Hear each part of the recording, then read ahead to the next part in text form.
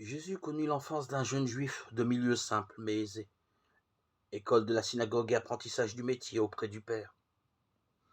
Nous pouvons imaginer cette vie cachée, car nous savons aujourd'hui comment vivaient les Juifs à cette époque et dans ce milieu. Jésus fit certainement des études sérieuses à Nazareth. Chez les Juifs de ce temps-là, l'artisanat rural n'était pas incompatible avec la culture de l'esprit. D'ailleurs, de nombreux pharisiens exerçaient des métiers manuels. Il a tout lieu de croire que l'adolescent étudiait les Écritures avec passion. Il savait lire l'hébreu ancien, parler en public, interpréter les textes, et nous le voyons commencer son ministère un jour de Shabbat par une lecture publique dans la synagogue de Nazareth, sa ville.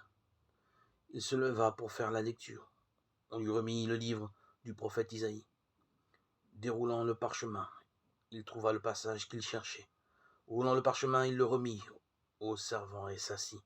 Luc 4, 17-20. La religion de sa famille était le judaïsme orthodoxe du temple, corrigé par certaines méfiances paysannes qu'avaient alors les Galiléens pour les Judéens méprisants.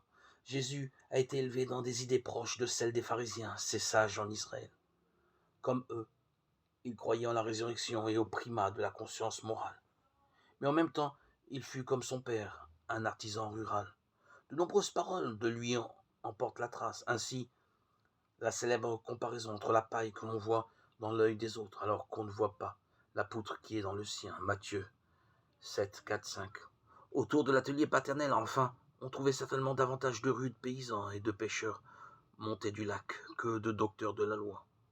On y voyait même des filles publiques et des hommes sans piété.